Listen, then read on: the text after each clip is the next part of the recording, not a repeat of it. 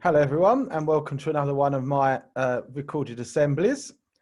Today's topic is going to be about the Act of Union, and as you can see from the date there, I've chosen it because we're in May now and the anniversary, it was the 1st of May 1707, and it was the Act of Union which united England with Scotland.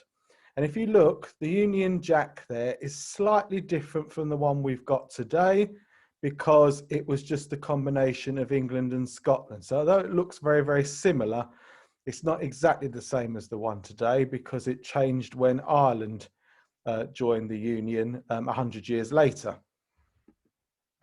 So as many of you will know in history, the kingdoms of England and Scotland were united in 1603 when Elizabeth I died. As you know, Elizabeth I didn't have any children. She was the Virgin Queen. She never got married. So the only person who really was around who could have succeeded her to the throne was her distant cousin, James VI of Scotland, who became James I of England. You'll remember, I know at the moment, Year 8 are studying this period, and they know that James I, who's James VI of Scotland, his mother was Mary, Queen of Scots, Elizabeth I's cousin, who she had executed because she was plotting against her. So although England and Scotland had a union of the crowns, because the King of Scotland also became the King of England, legally and constitutionally, the two countries weren't united till 100 years later, even though they had the same king.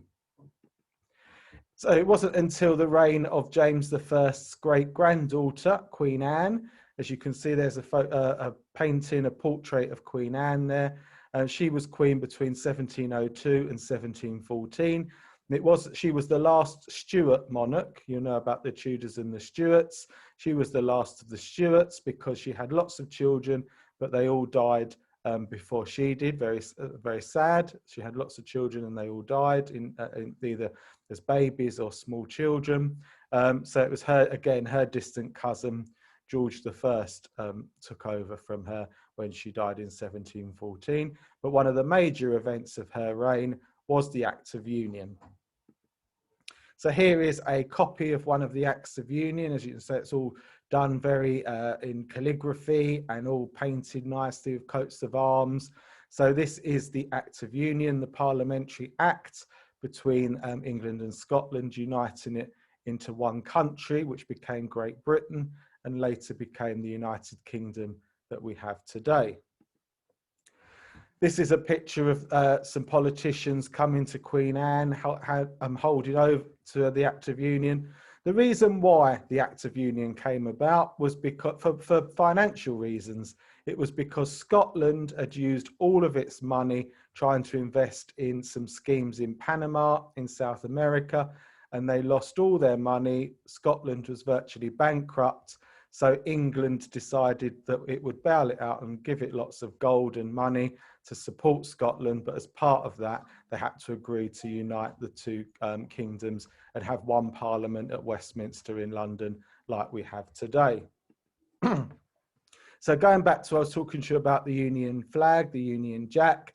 As you can see, when England and Scotland united in 1707, the flag became the flag of Great Britain.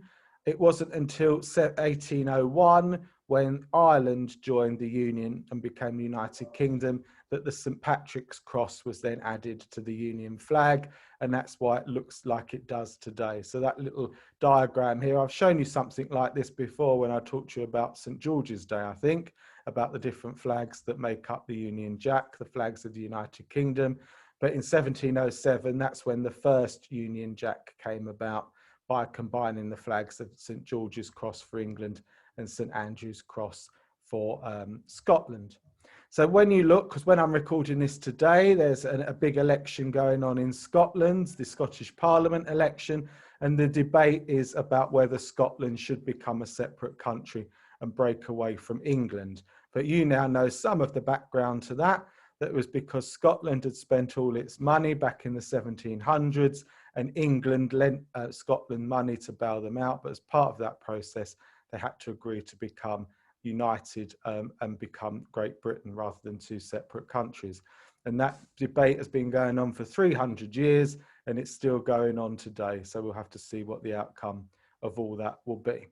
So I hope that's given you a bit of information. I hope you can talk about that. Certainly gives you, those in year 8 who are studying the Tudors and the Stuarts, know about combining the crowns of England and Scotland in 1603.